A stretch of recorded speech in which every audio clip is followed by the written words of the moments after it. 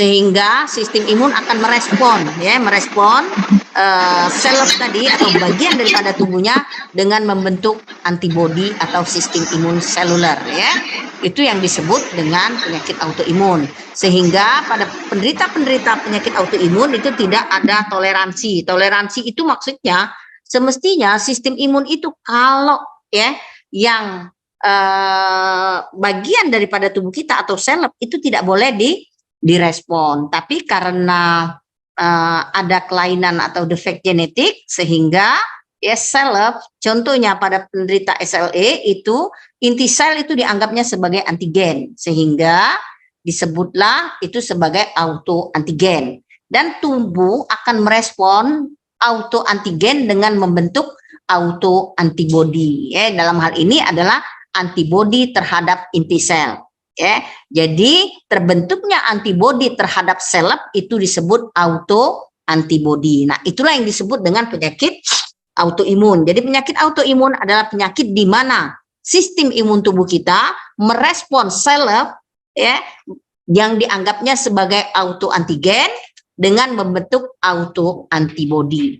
Dan dalam hal ini sistem imun tidak mentoleransi, ya. Jadi tidak mentoleransi sel tadi.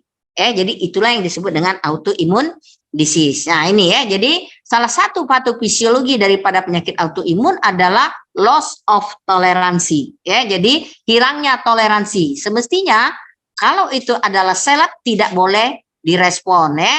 Jadi ditoleransi. Jadi kenapa orang jadi penyakit autoimun? Karena loss of toleransi, ya. Jadi yang pertama kenapa terjadi loss of toleransi? Pertama karena adanya kelainan genetik, ya. Jadi mungkin ada defek genetik. Biasanya pada HLA, DR4 tergantung penyakit, DR4, DR5 atau dimanapun adanya faktor pencetus atau sebagai trigger yang menyebabkan penyakit itu jadi manifest atau jadi eksaserbasi. Karena hilangnya daripada toleransi ini sehingga sel B ini akan merespon tadi membentuk antibodi.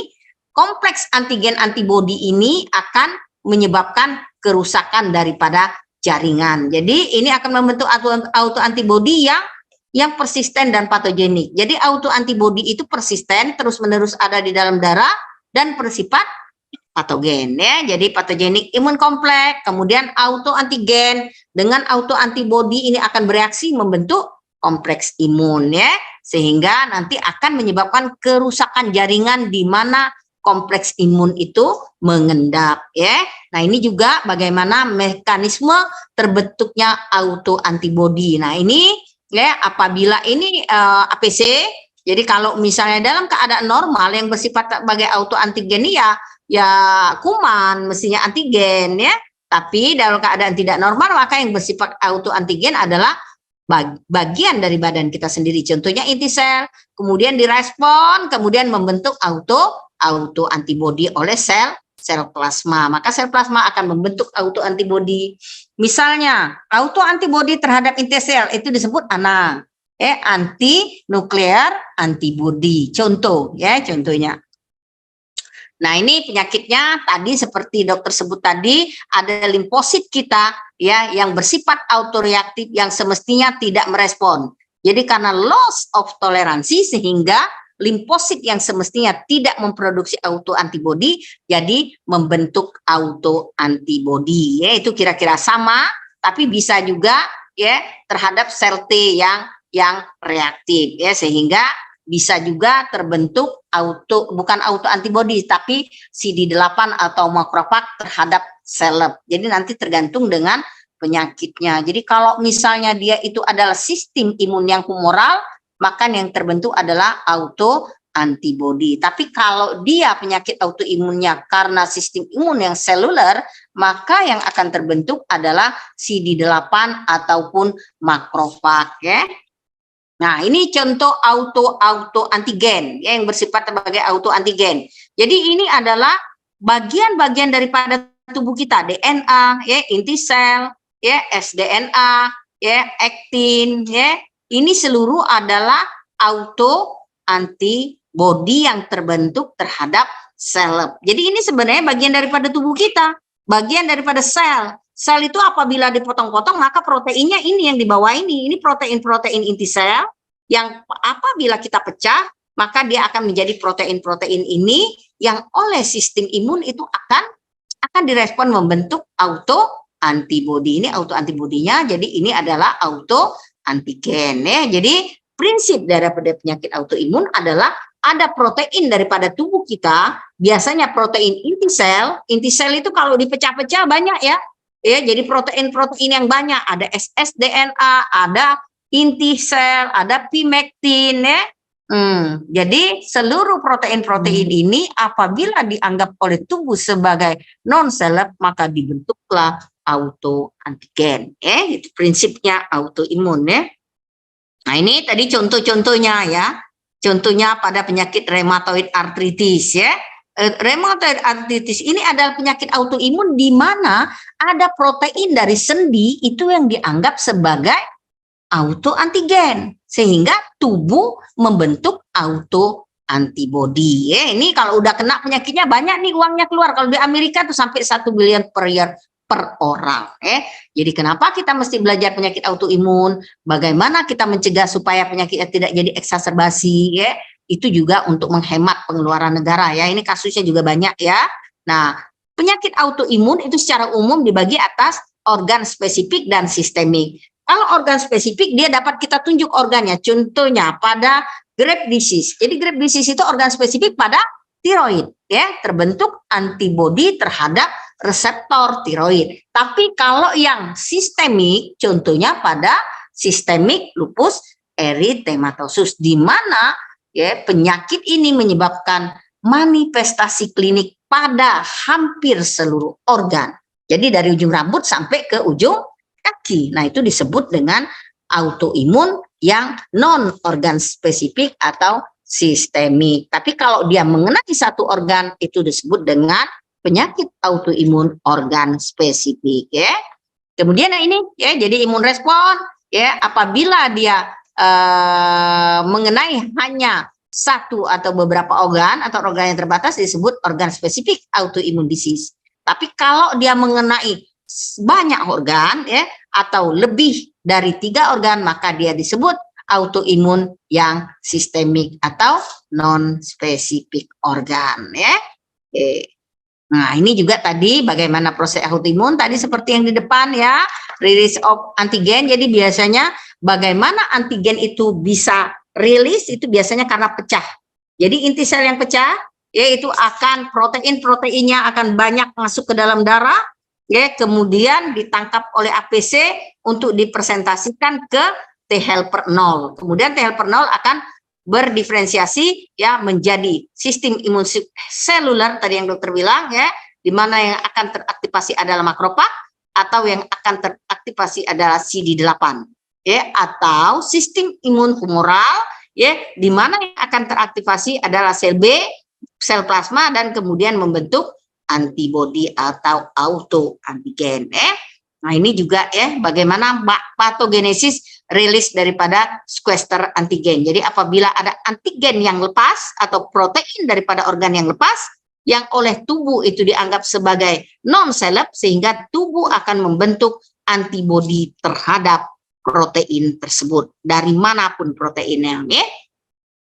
Kemudian contohnya pada penyakit mata. Jadi ada myelin basic protein ya yang lepas dari bagian saraf sehingga menyebabkan multiple sklerosis, atau pada lensa ya. Jadi ada protein kornea yang lepas sehingga menyebabkan karena disebabkan infeksi pada atau trauma pada kornea sehingga menyebabkan tubuh membentuk antibodi terhadap protein daripada kornea, atau pada otot-otot jantung. Misalnya pada kondisi infark miokard kemudian ada protein daripada otot jantung itu yang keluar ke darah dan dianggap oleh tubuh sebagai antigen, maka diresponlah antigen ini membentuk auto antibodi. Nah, ini bagaimana patogenesis. Salah satu patogenesis daripada penyakit autoimun adalah karena adanya antibodi yang keluar daripada organ-organ yang mengalami apoptosis atau kerusakan ya. Ini juga bisa cross reaksi antigen ya. Jadi misalnya seseorang sudah terinfeksi virus atau bakteri ya, sehingga tubuh ini membentuk antibodi terhadap bakteri atau virus. Nah, bakteri atau virus yang terbentuk ini, kemudian antibodi yang terbentuk ini menganggap ada bagian daripada tubuh kita yang berubah bentuknya atau sifatnya mirip dengan virus atau bakteri. Makanya disebut mimikri. Jadi mirip mimikri ini. Jadi setelah post infeksi bakteri dan virus, ada bagian tubuh kita yang berubah sifatnya, yang reseptornya mirip dengan kuman, sehingga antibodi yang terbentuk terhadap kuman tadi akan bereaksi terhadap organ tubuh kita tadi yang mirip bakteri. Contohnya apa? Contohnya ini pada penyakit ini pertama kan bakteri, ya. Tubuh kita membentuk antibodi terhadap bakteri ini, ya. Terhadap bakteri ini dibentuk antibodi. Nah, kemudian antibodi yang terbentuk ini juga mirip terhadap ini katup jantung. Jadi katup jantung ini mempunyai reseptor yang mirip dengan bakteri ini, ya, mimikri, sehingga antibodi yang terbentuk akan mengikat katup jantung ini yang proteinnya mirip dengan protein yang ada pada bakteri. Contohnya ini pada penyakit rheumatic heart disease post infeksi streptokokal. Jadi orang yang terinfeksi streptococcus, kemudian tubuhnya membentuk antibodi terhadap streptococcus, kemudian virus atau bakteri ini sudah hilang dari dalam tubuh, tetapi ada bagian daripada tubuh kita yang reseptornya mirip dengan bakteri. Itu disebut dengan mimikri, ya. Oke, ya. Ini juga patogenesis lain daripada penyakit autoimun adalah karena ekspresi dari MHC2, ya, karena kesalahan daripada ekspresi MHC2 sehingga semestinya, ya, sel atau protein daripada tubuh itu tidak direspon oleh APC, karena APC itu reseptornya adalah MHC2, ya. Jadi semestinya MHC2 tidak merespon protein yang keluar dari sel, ya. Nah, contohnya ini, ya, jadi beberapa penyakit autoimun yang disebabkan karena kesalahan daripada terjemah daripada MHC2, ya. MHC2 ini adalah reseptor yang ada pada APC, sehingga sel T itu seleb reaktif T cell. Jadi dia akan mereaksi atau merespon protein seleb tadi. Semestinya, ya, sel T dalam hal ini tidak merespon protein-protein yang keluar dari bagian daripada tubuh kita. Cuman karena kesalahan daripada MHC2 maka dia akan tetap direspon, ya. Nah, ini juga adanya sitokin imbalan. Jadi patofisiologi autoimun karena adanya juga sitokin imbalan. Sitokin apa yang paling banyak adalah IL-2, ya. Jadi IL-2 ini menyebabkan proliferasi dan diferensiasi daripada T helper 1 sebelum dia diferensiasi menjadi TH2 dan TH1. Ya, jadi kalau terjadi ketidakseimbangan maka akan terjadi peningkatan daripada produksi sel-sel sistem imun, ya. Nah, ini juga sitokin imbalan tadi IL-2, IL-2 reseptor ini adanya di TH1, mungkin di grand skema sudah, ya, kuliahnya, ya, sehingga terjadi produksi yang berlebihan dari sitokin yang menyebabkan kerusakan daripada jaringan. Ini adalah patogenesis, dan juga terjadinya proliferasi dan aktivasi yang berlebihan daripada sel B, sehingga sel B akan memproduksi atau berubah menjadi sel plasma dan memproduksi autoantibodi, ya. Ini salah satu dari patogenesis tadi yang beberapa, ya. Nah, kemudian ada juga poliklonal B, aktivasi daripada sel B yang poliklonal. Ini penyebabnya karena infeksi bakteri dan virus, ya. Jadi infeksi bakteri dan virus itu dapat menginduksi sel B, ya. Jadi sel B yang tadi diam-diam aja, setelah terinfeksi ini virus-virus ini, maka dia akan menjadi lebih sensitif, ya, terhadap protein-protein. Sebenarnya dia yang menstimulasi yaitu infeksi virus atau bakteri. Cuma setelah infeksi virus atau bakteri, maka ada protein-protein tubuh itu yang yang mirip dengan protein-protein daripada virus atau bakteri, ya, sehingga tubuh merespon antibodi, ya, auto antibodi terhadap protein-protein bagian tubuh yang tadi distimulasi oleh infeksi, ya. Jadi kadang-kadang penyakit autoimun itu akan timbul setelah infeksi virus atau bakteri, tapi yang paling banyak adalah virus, ya. Post infeksi viral seperti COVID, habis infeksi COVID orangnya jadi penyakit autoimun bisa, ya. Nanti mungkin kita akan evaluasi lagi, ya. Nah, ini ya autoimun disease, ya. Umumnya itu reaksinya secara patofisiologi adalah reaksi hipersensitivitas tipe 2 dan 3, tapi ada juga yang tipe 4. Sudah ya, hipersensitivitas sudah kuliah? Sudah, Iza? Udah ya? Udah kuliah hipersensitivitas? Dengan Dokter Yuniza? Ya. Prof Edi. Prof Edi ya? Ingat, kuliahnya sama siapa? Hah? Baru kuliah udah lupa, masa sih? Sudah? Tapi sudah ya? Oh, Iza ngantuk ya? Beraup dulu, Iza. Nah, ini antigen-antigen yang terbentuk ya. Antigen-antigen ya yang merangsang sehingga terbentuk auto antibody. Nah, ini auto antibodinya. Nah, auto antibody yang terbentuk terhadap protein auto antigen itu akan menggambarkan penyakit autoimun apa yang nanti akan manifest. Ya, seperti, jadi kalau auto antibodinya dsDNA, maka biasanya manifestasinya SLE. Apabila terhadap DNA topoisomerase, maka ini jadi sklerosis sistemik, ya, atau sentromer, ini ada Cray syndrome, ya, histone itu induce obat, ya, U1-RNP MCTD, ya, ini Sjogren syndrome apabila antibodinya terhadap LA dan RHO, maka jadilah Sjogren syndrome, ya, gitu. Nah, ini sel kita, sel tubuh kita ini apabila dia mengalami apoptosis atau hancur, maka protein-protein yang terbentuk itu ini, ya. Jadi sangat banyak protein-protein yang menyusun sel kita, ya. Apalagi dari inti sel, ini inti sel yang merah, maka ini protein-protein inti sel. Yang apabila inti sel itu dipecahkan atau dihancurkan, maka adalah protein-protein ini yang akan terbentuk. Jadi apabila penghancuran selnya meningkat, maka protein ini akan banyak ada di dalam darah. Semestinya protein-protein yang banyak di dalam darah ini akan diangkut, ya, oleh makrofag untuk dibawa ke hati untuk dipagositosis atau dihancurkan, ya. Tetapi pada kondisi-kondisi orang dengan penyakit autoimun, kadang-kadang protein-protein yang hancur atau apoptosis ini itu lama berada di dalam darah, sehingga akhirnya nanti sistem imun tubuh kita akan membentuk auto antibodi terhadap, ya, auto antigen. Nah, salah satu patogenesisnya adalah karena clearance daripada, ya, sel-sel auto antigen itu gagal. Jadi gagal sistem pembersihan pada protein-protein yang disebabkan karena pecahnya sel, ya. Contohnya jadi dia pada penyakit autoimun ini juga bisa disebut dengan somax apoptosis, ya. Jadi apoptosis yang banyak.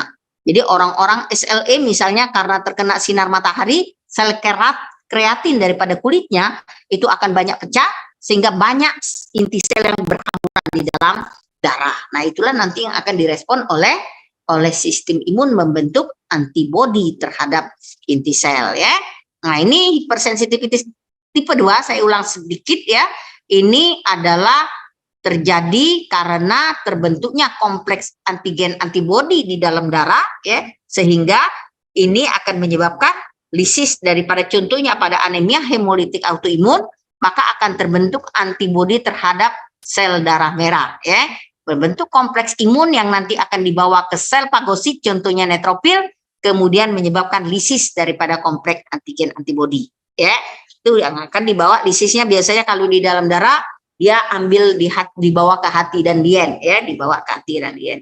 Nah, ini contohnya, ya, pada reaksi hipersensitivitas tipe 2 di mana, ya, terjadi terbentuk autoantibodi terhadap sel darah merah, dan kemudian kompleks antigen antibodi ini akan dipagosit oleh sel-sel pagosit, baik itu makrofag ataupun netrofil, sehingga menyebabkan hancurnya sel darah merah. Contoh itu ya. Nah, ini contoh-contoh reaksi hipersensitivitas tipe 2, anemia hemolitik autoimun, ITP, Goodpasture syndrome, pemphigus vulgaris, akut rheumatic fever. Ini adalah penyakit-penyakit yang mendasarinya adalah reaksi hipersensitivitas tipe 2 ya. Ya, ini contoh Goodpasture syndrome, itu terbentuk antibodi terhadap glomerulus dan terhadap paru-paru, sehingga klinisnya pasien akan hemaptu dan hematuri ya, karena adanya kompleks imun di ginjal dan di paru-paru, sehingga terjadilah perdarahan baik pada ginjal dan pada paru-paru. Makanya kalau nanti kamu dapat pasien dengan hematuri dan hemaptu, salah satunya curiga adalah Goodpasture syndrome. Ini ada penyakit autoimun nih, walaupun jarang ya. Ini gambarannya. Nah, ini tipe 3. Jadi kalau tipe 3 itu patogenesisnya adalah endapan kompleks imun ya. Jadi endapan kompleks imun sama jadi terbentuknya antibodi ya terhadap autoantigen. Siapa yang bersifat sebagai autoantigen? Tergantung. Jadi kalau penyakitnya lupus, yang bersifat sebagai autoantigen adalah inti sel. Nah, kemudian dia akan mengendap di jaringan, misalnya di mana? Di kulit, maka akan datanglah komplement. Komplement itu akan menyebabkan disease, sehingga manifestasinya di kulit merupakan lupus iskoid. Contohnya ya. Kemudian ini contoh tipe 3 vaskulitis ya. Jadi ini kompleks imun, kompleks antigen antibodi yang mengendap di endotel pembuluh darah, kemudian datang sel-sel netrofil dan mempagosit ini sehingga menyebabkan pembuluh darahnya jadi pecah atau jebol. Nah, itu disebut dengan vaskulitis ya. Nah, jadi endapan kompleks imun tadi akan mengendap di jaringan ya, yang menyebabkan datangnya sel-sel sistem imun atau aktivasi komplement atau sel-sel pagosit ya. Inilah yang akan menyebabkan kerusakan daripada organ target. Jadi damage organ itu disebabkan karena sel-sel sistem imun berupa sel-sel pagosit, bisa netrofil, bisa makrofag, dan bisa juga oleh aktivasi komplement ya. Contoh ini vaskulitis. Nah, ini contoh-contoh penyakit autoimun ya yang mendasari secara patofisiologi adalah reaksi hipersensitivitas tipe 3. Contohnya ini ya. Mixed essential cryoglobulinemia, SLE, rheumatoid arthritis ya. Ini adalah penyakit-penyakit yang mendasarinya ya. Oke. Nah, ini systemic lupus erythematosus yang tadi dokter bilang ya, ini penyakit autoimun di mana bersifat sistemik, biasanya pada wanita di usia subur 13 sampai 40 tahun, perbandingan antara laki-laki dan perempuan 10-1. Jadi perempuan lebih banyak. Kenapa? Karena adanya estrogen ya. Nah, klinis bisa ada demam, artritis ya, manifestasi kulit, serositis, bisa juga apabila kompleks imunnya mengendap di ginjal dia jadi lupus nefritis. Nah, autoantibodi yang terbentuk terhadap apa? Terhadap DNA bisa, terhadap histon, terhadap eritrosit, terhadap trombosit, terhadap lemfosit, atau terhadap faktor-faktor pembekuan darah. Nah, ini semua adalah seleb.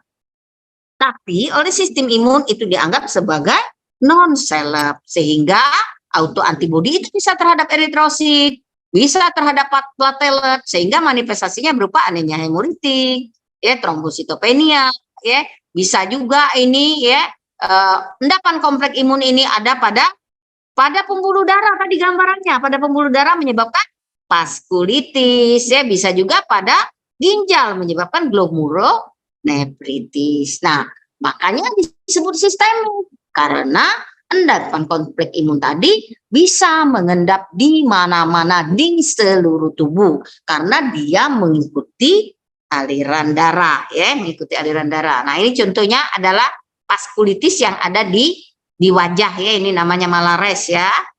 Nah, ini juga bagaimana mekanismenya kompleks imun ya.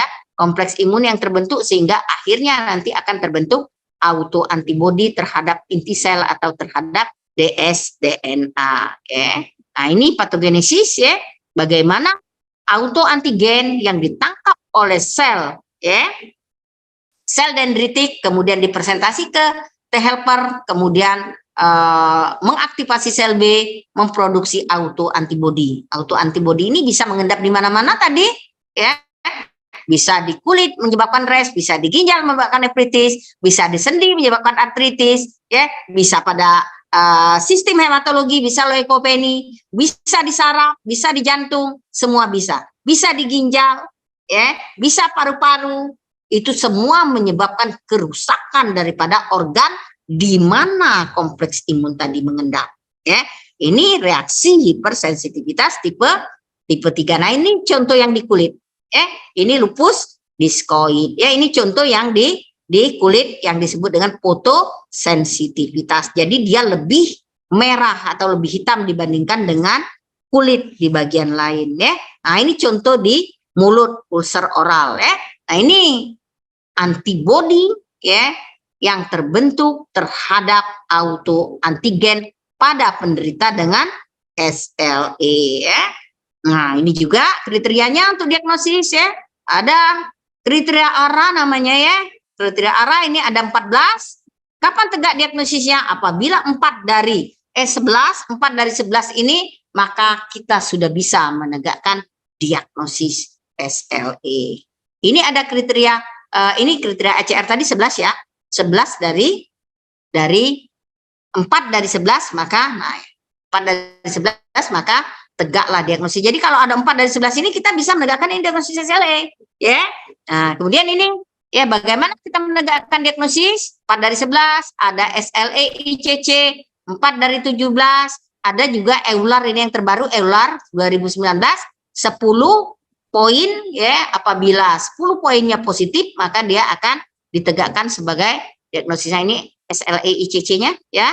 Ini kriteria klinik dan kriteria imunologi. Nah, untuk pakai kriteria ini salah satu mesti yang ada yang imunologi. Jadi 3 di klinik, 1 di imunologi ya.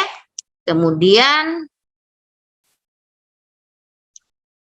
ya, ini untuk rheumatoid arthritis ya. Jadi kalau untuk tegak diagnosis rheumatoid arthritis ini ada 7 kriteria ya. Nah, semestinya 6 dari 7 ini kita mesti ada pada pasien dengan untuk mendiagnosis daripada rheumatoid arthritis. Nah, ini yang ARA tadi, EULAR 2019, syaratnya apa? Ini, ya, ANA mesti lebih dari 1/80. Jadi kalau ANA, kamu periksa ANA dulu, lebih dari 180, maka kamu hitung ini. Apabila skornya lebih dari 10, maka diagnosis bisa kamu tegakkan. Nah, kalau renal biopsinya sudah lupus nephritis 3 dan 4, dia langsung 10. Ya. Nah, kalau anak dsDNA-nya positif dia 6 atau Smith positif. Jadi kamu tinggal cari lagi. Kalau artritis maka dia 6. Nyari 4 lagi. Jadi ANA merupakan syarat untuk menghitung diagnosis SLE. Kemudian kamu jumlahkan manifestasi klinik, apakah ada anemia hemolitik 4? Apakah ada artritis 6? Ya udah, 4 tambah 6 udah oke. Berarti kamu sudah bisa menegakkan bahwa ini diagnosisnya adalah SLE. Nah, ini adalah penilaian aktivitas daripada Max Sleday. Jadi Max Sleday itu kriterianya aktivitas penyakitnya ringan apabila skornya kurang dari 2. Aktivitas penyakitnya sedang apabila 2 sampai 5. Dan aktivitasnya berat apabila lebih dari 5. Jadi kamu mesti menilai. Jadi apabila kamu ketemu dengan pasien SLE, yang pertama kamu lakukan adalah mendiagnosis. Yang kedua, kamu tentukan derajat aktivitasnya. Max Sleday. Kemudian pemeriksaan atau antibodi tadi sudah dokter sebutkan ya, tergantung di mana kamu curiga. Jadi kalau kamu curiga ini adalah SLE, kamu periksa ANA, anti DNA dan C3C4 ya.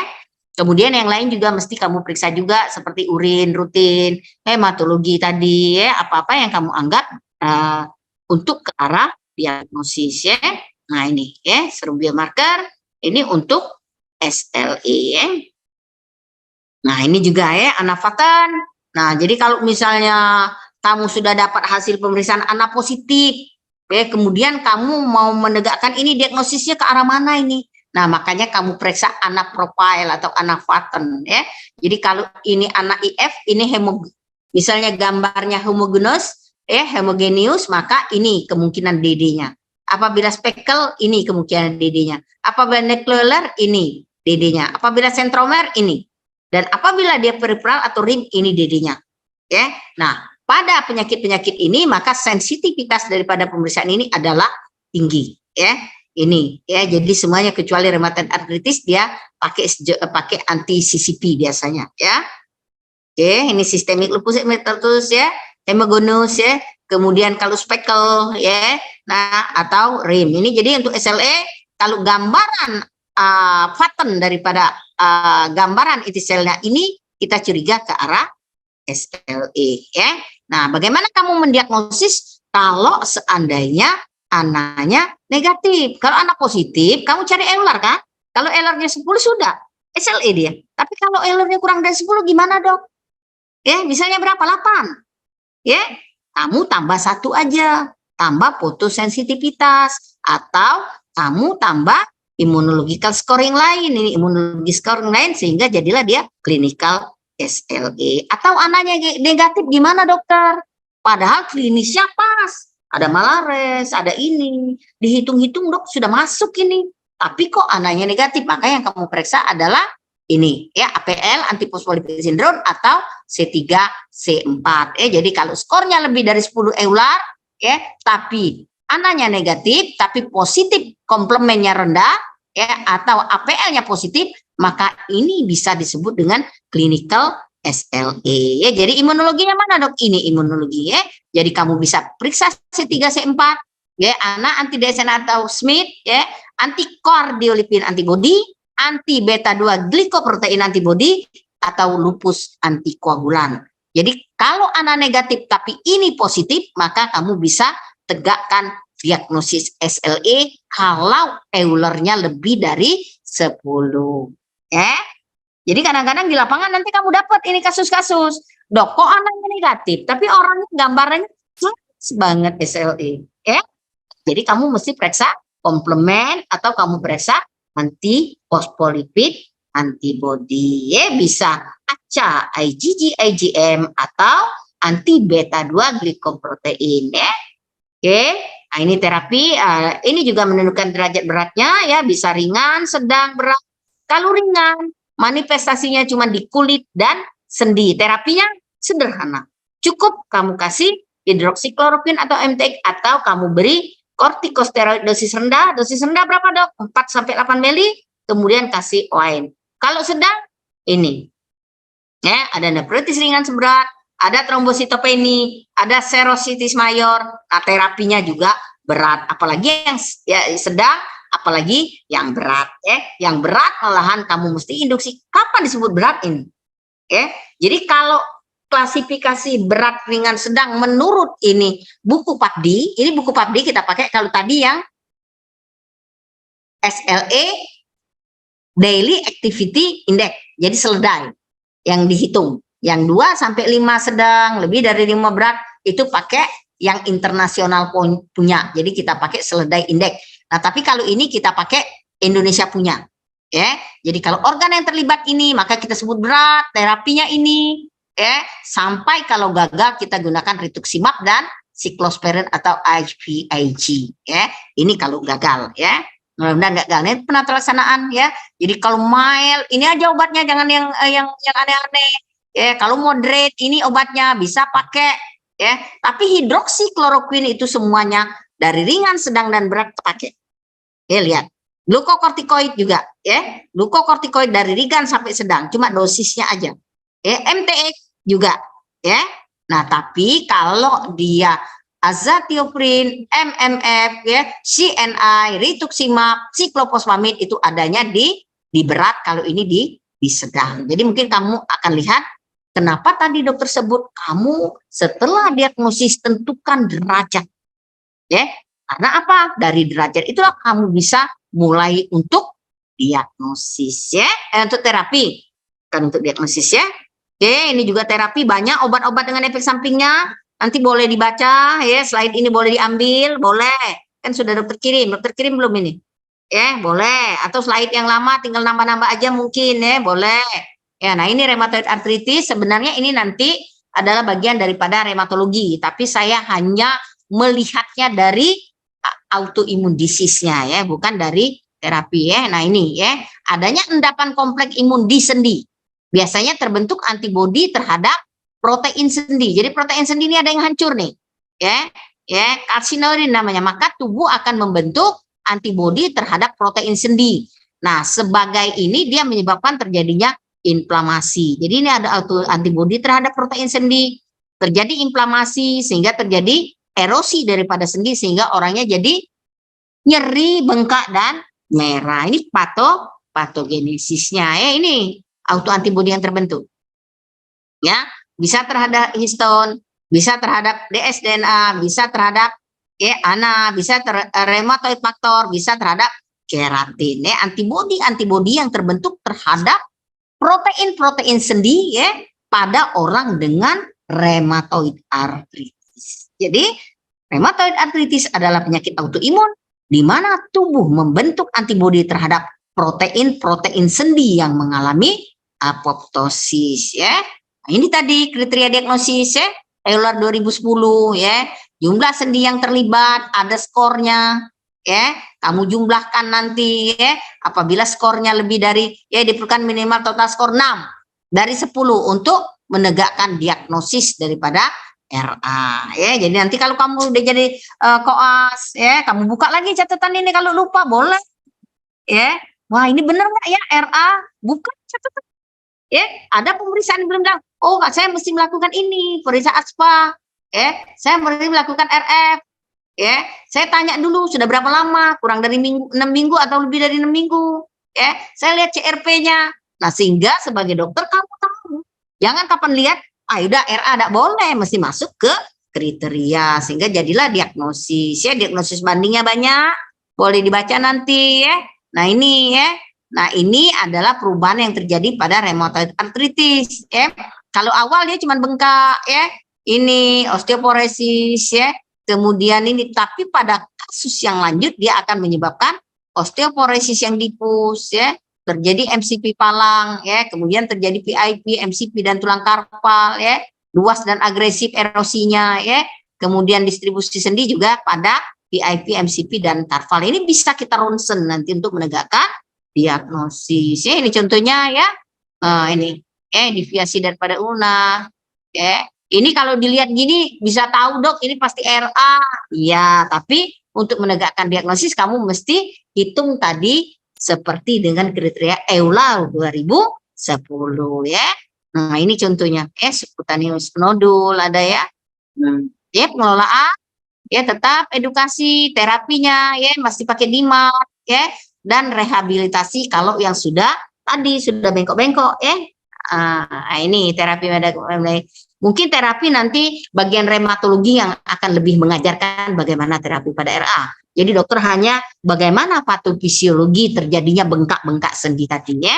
Nah ini juga banyak DMARD kan, ada MTX, ada leflunomid, ada sulfasalazin, ada hidroksikloroquine, ada siklosporin, ada azathioprin. Ini adalah obat-obat imunosupresif yang menekan sistem imun supaya tidak membentuk antibodi terhadap protein-protein pada sendi. Itu inti terapi ya. Jadi pemberian obat yang cuma untuk nyeri itu adalah pengobatan simptomatik tapi tidak mencegah berjalannya penyakit, patofisiologi daripada penyakit ya. Nah, vaksin hidup yang tidak dapat diberikan. Nah, ini vaksinasi kan kita banyak ilmunya sekarang ya. Kita tidak boleh memberikan ya vaksin hidup pada penderita yang lagi sedang mendapat terapi imunosupresif. Contohnya ini ya. Dianjurkan ini boleh hepatitis A, B ya. Ini boleh karena ini adalah vaksin-vaksin yang mati atau kill vaksin ya. Kalau ini yang hidup jangan. Jadi pada penderita-penderita yang menerima DMARD ya, menerima obat-obat imunosupresif ini kontraindikasi. Karena nanti sering dokter ditanya, "Dok, saya mau vaksinasi boleh nggak?" Kamu lihat dulu vaksinnya, kamu lihat dulu obat yang dia dia makan. Ini juga ya. Nah, ini banyak ini, nanti kamu tinggal baca ya, karena ini sering di ujian juga keluar ya. Oke, ini juga obat-obat banyak, ada OAINS ya. Kalau OAINS ini obat yang cuman bersifat simptomatik ya, cuman ngilangin nyeri. Ya, glukokortikoid juga antiinflamasi ya. Nah, ini baru obat-obat DMARD. Jadi terapi untuk perjalanan penyakitnya adalah di DMARD-nya ya. Monitoringnya apa? Ini ya, disease activity score. Nah, sama dengan tadi ya. Kemudian ini ya, pemeriksaan disease activity index ya. Remisi, kapan disebut remisi? Ya, apabila DAS 28-nya kurang dari 26. Jadi kamu mesti menilai ini ya, menilai DAS 28 untuk melihat aktivitas daripada penyakit ini. Cara menilainya ya, ada semua, ada, kamu tinggal masukin aja ini ya, ada enggak nyeri di si pergelangan tangan, di VIP, di lutut, kemudian nilai jumlahnya ya, ini belangko. Nah, kemudian ini contoh ada penyakit yang spesifik tadi ya, spesifik organ, contohnya Graves disease. Graves disease ini adalah penyakit di mana terbentuk autoantibody terhadap reseptor TSH ya, sehingga tubuh memproduksi ya T4 dan T3 itu berlebihan dan tersupresilah TSH-nya ya. Nah, ini contohnya ya, antibody yang terbentuk adalah terhadap reseptor daripada TSH, sehingga pasiennya akan hipertiroid atau FT4 dan FT3-nya meningkat ya. FT4 dan FT3-nya meningkat sehingga pasiennya jadilah Graves disease ya. Graves disease mungkin kamu belajar nanti di bab endokrin, tapi dokter menjelaskan bagaimana penyakit Graves itu adalah penyakit autoimun di mana terbentuk antibodi terhadap reseptor daripada TSH. Dokter hanya menyatakan itu. Termasuk miastenia gravis. Miastenia gravis adalah penyakit juga autoimun di mana terbentuk antibodi terhadap asetilkolin reseptor. Sehingga asetilkolin tidak bisa menduduki reseptornya, sehingga pasiennya akan terjadi kelemahan pada otot-otot skeletal otot-otot skeletal yang secara klinis nanti matanya nggak bisa diangkat bisa juga terjadi gangguan pada mulut, bisa juga pada saluran pernapasan bisa gagal napas kalau yang berat. Ini contohnya. Jadi ini antibodi yang terbentuk terhadap reseptor ini sehingga dia menduduki reseptor ini antibodinya ini antibodi. Nah, ini antibodi semestinya normal asetilkolin duduk di sini, kita bisa bergerak perintah nih, gerak. Nah, tapi kalau asetilkolinnya nggak bisa duduk di reseptor, antibodi yang menduduki reseptor, maka orang akan kelemahan otot. Jadi aktivasi daripada otot itu akan terhambat itu contohnya penyakit autoimun pada reseptor asetilkolin. Nama penyakitnya miastenia gravis. Nanti di neurologi mungkin kamu akan belajar, tapi secara patofisiologi dokter menjelaskan ini adalah penyakit autoimun. Ini miastenia gravis ya. Nah, ini tipe 4 reaksi hipersensitivitas ya. Tipe 4 itu tidak ada antibodi yang terbentuk, tapi yang teraktivasi adalah sistem imun seluler. Sistem imun seluler itu bisa CD8 dan bisa juga makrofag Nah, ini contohnya penyakitnya pada DM tipe 1, pada rheumatoid arthritis juga bisa atau pada percobaan encephalomyelitis multiple sclerosis Nah, ini contoh DM tipe 1 DM tipe 1 itu terjadi kerusakan daripada sel beta pankreas oleh sel-sel fagosit, contohnya makrofag Ini dokter hanya menggambarkan, nanti DM-nya kamu belajar di endokrin bagaimana kamu mengobatinya di endokrin. Jadi dokter hanya menjelaskan bagaimana sistem imun tubuh kita itu merusak sel-sel beta pankreas sehingga menyebabkan produksi insulin menjadi rendah Nah, ini tipe 1 diabetik jadi terjadi destruksi daripada islet sel daripada pankreas yang disebabkan juga oleh autoantibodi yang terbentuk terhadap protein daripada pankreas ini contohnya sehingga pankreas jadi hantu. Satu lagi mungkin multiple sclerosis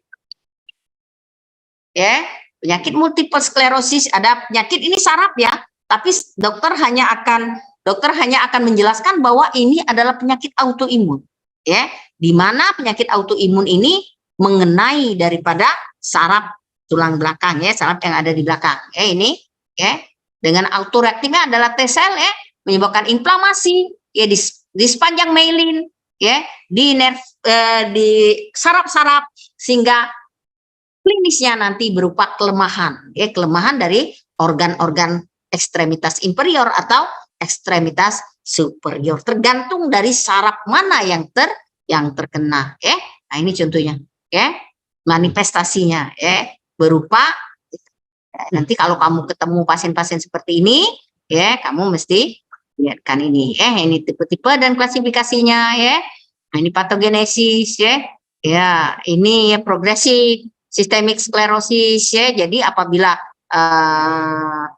ini bisa juga disebut dengan skleroderma, ya. Kalau sistemik sklerosis ini bisa skleroderma, ya.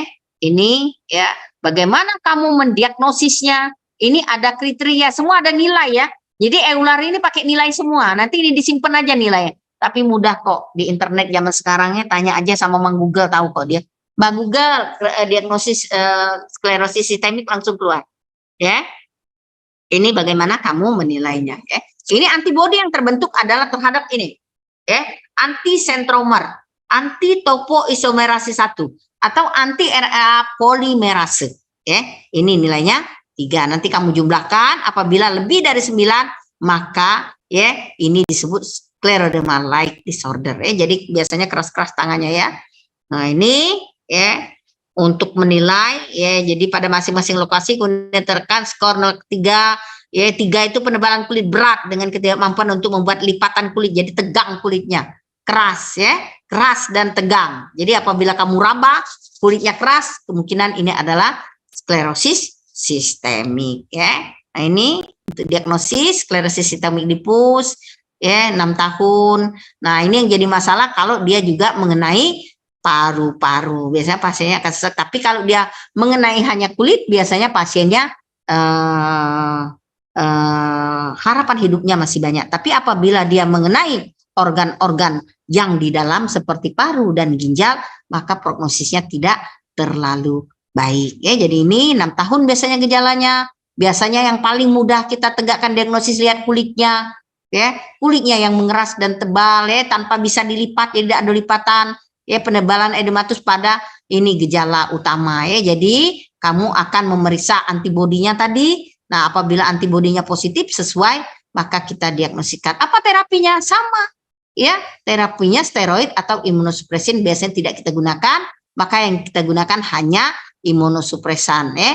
Tapi kadang-kadang juga sering gagal, ya, sering gagal. Mungkin kamu pernah ketemu, ya, tetangga atau keluarga yang mukanya sudah kayak seperti topeng, ya, jadinya keras dia, nggak bisa, kalau dia senyum pun nggak bisa, nggak kelihatan lipetan, ya, mulutnya mengecil, biasanya mencucu, ya. Ini klimis, kalau bahasa Palembang itu klimis, mengkilat, ya. Nah, itu salah satu gambaran daripada sklerosis sistemik. Nah, ini, ya, nah, itu, ya. Jadi kalau orang normal kan bisa dicubit nih, ya, tapi kalau dia sudah tidak bisa lagi dicubit, ya, maka ini nih contohnya yang berat, ya, nggak bisa dia, benar-benar nggak bisa, ya. Oke.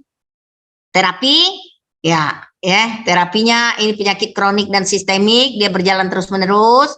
Kadang terapinya juga tidak begitu memuaskan, jadi ini obat-obat terapi simptomatik, terapi imunosupresannya MTX, siklofosfamid atau MMF, walaupun kadang-kadang hasilnya juga tidak begitu memuaskan, ya, karena perjalanan penyakit ini adalah penyakit yang kronik dan progresif. Jalan terus dia. Lah, dok, untuk apa terapi? Terapi hanya menghambat progresivitas, ya. Jadi kalau tidak diterapi dia cepat jadi perburukan. Dengan terapi kadang-kadang pasien masih bisa makan. Kalau tidak terapi lama-lama mulutnya nggak bisa makan, ini saluran napasnya, esopagusnya jadi keras, ya. Jadi nggak bisa nelen. Tapi kalau dengan terapi maka pengerasan-pengerasnya akan berkurang walaupun tidak bisa sembuh, ya. Sembuh nggak, ya? Nah, itu aja mungkin, ya, serba-serbi autoimun disease. Banyak sekali penyakit autoimun disease, tapi yang dokter terangkan di sini adalah penyakit-penyakit autoimun disease yang banyak kita temui sehari-hari di poliklinik. Ya, nah, mungkin sampai sini ada yang mau bertanya, boleh? Kita masih punya waktu enggak? Mana ketua kelas? Sampai jam berapa saya ngajar? Iza, sampai jam berapa Iza dokter ngajar? Sampai 11.20, Dok. Nah, masih ada waktu nih. Masih ada waktu 20 menit untuk bertanya, boleh? Ya.